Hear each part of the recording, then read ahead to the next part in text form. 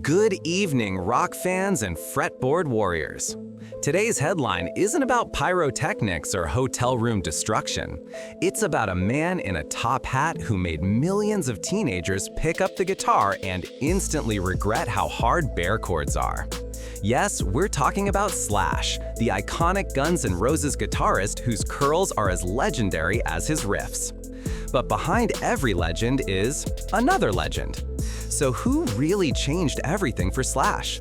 Who inspired that serpentine solo in Sweet Child O' Mine, or that thunderous tone in Welcome to the Jungle? Was it a secret blues hero, a British riff wizard, or someone who just happened to make distortion sound like divine chaos? Buckle up, because tonight we trace the musical DNA of rock's most recognizable hat wearer. And spoiler alert, he's about to name names. Some you know, some you definitely don't, and one might make you say, wait, him? The spark that started it all. Picture little Saul Hudson. Yes, that's Slash's real name, growing up in 1970s Los Angeles. One day, he hears Led Zeppelin's Whole Lotta Love blasting through a speaker the size of a refrigerator, and boom, the boy's life changes, faster than a groupie spotting free backstage passes. Slash said that riff blew his tiny mind. The way Jimmy Page made the guitar scream, bend, and cry all at once hit him harder than a caffeine rush before algebra. It wasn't about technical perfection, it was about attitude, raw power, and danger. That was the moment Slash traded his childhood dreams of BMX glory for a six-string obsession. Fun fact, he started on an acoustic with just one string.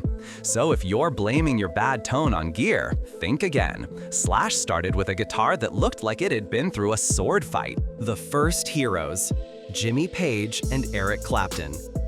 Every superhero has a mentor, and for Slash, two names towered above the rest, Jimmy Page and Eric Clapton. Page gave him the mystique, the layering, the swagger, the ability to make a single note feel like a battle cry. Clapton, on the other hand, gave him soul.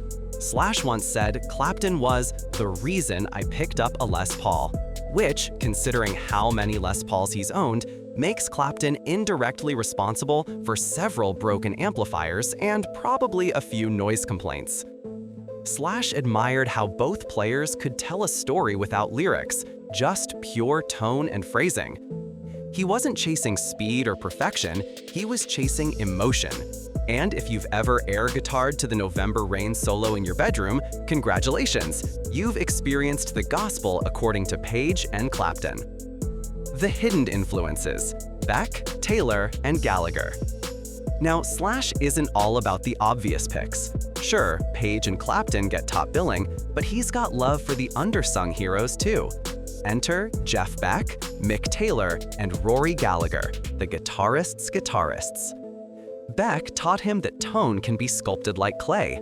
Taylor showed him that blues can dance. And Rory taught him that passion can melt frets.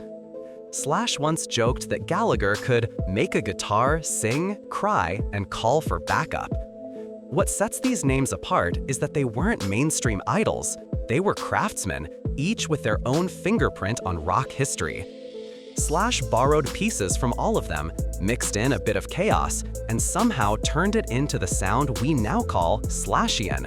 Yes, that's an actual term in guitar nerd circles, right next to, how does he bend like that? The philosophy of feel, what guitarists forget. In an interview, Slash sighed the way a teacher does when students forget their homework and said most young guitarists miss the feel.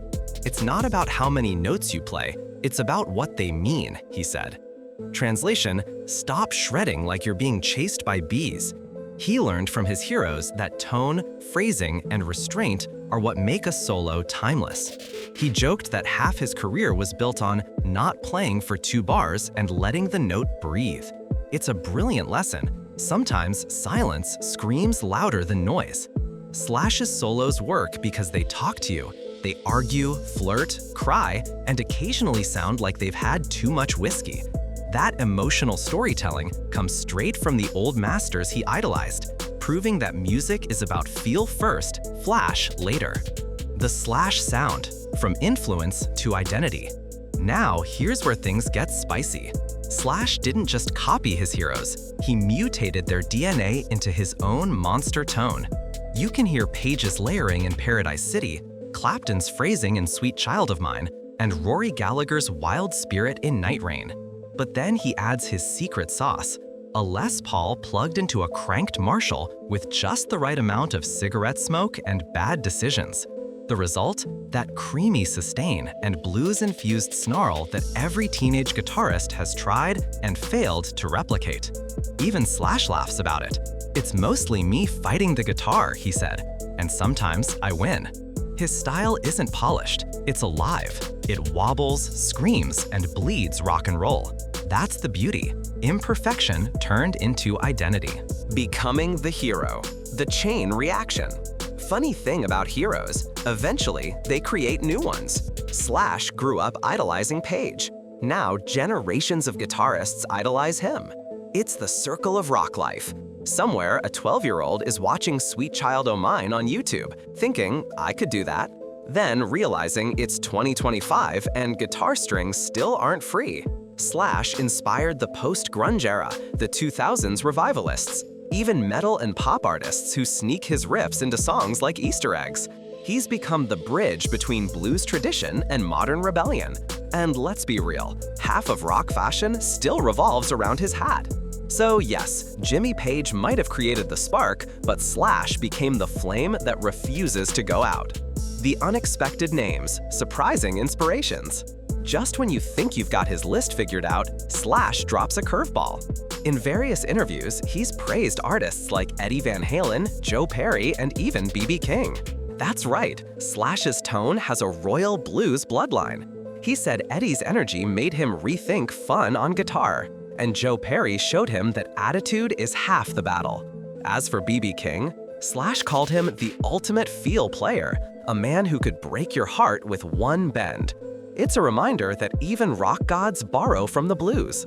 Slash laughs that his musical diet was equal parts Zeppelin and heartbreak.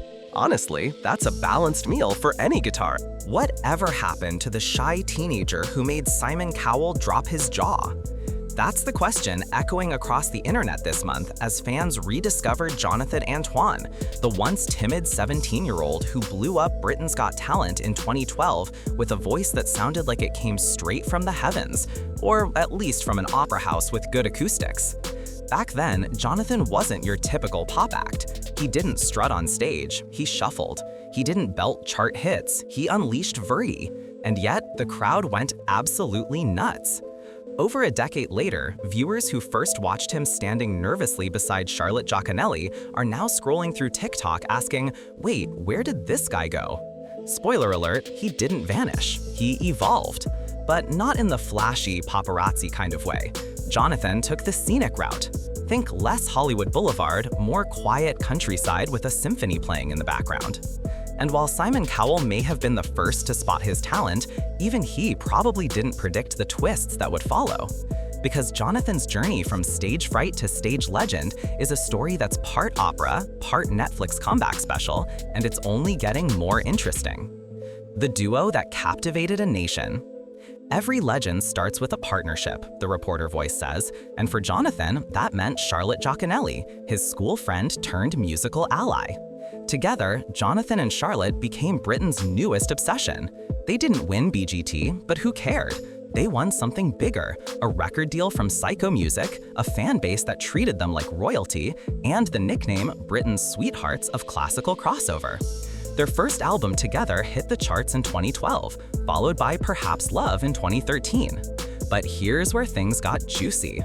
Rumor had it, behind the sweet duets and perfectly harmonized notes, creative tension started bubbling. It wasn't drama per se, more like creative growing pains. Jonathan wanted to push deeper into opera and classical work, while Charlotte leaned toward musical theater and contemporary ballads. Eventually, they split amicably. Tabloids called it a musical divorce. Jonathan called it just evolution. And honestly, if breakups sounded like Puccini arias, we'd all probably handle them better. The world waited to see if Jonathan could stand alone without the duet safety net. The answer? Oh, he could. And how?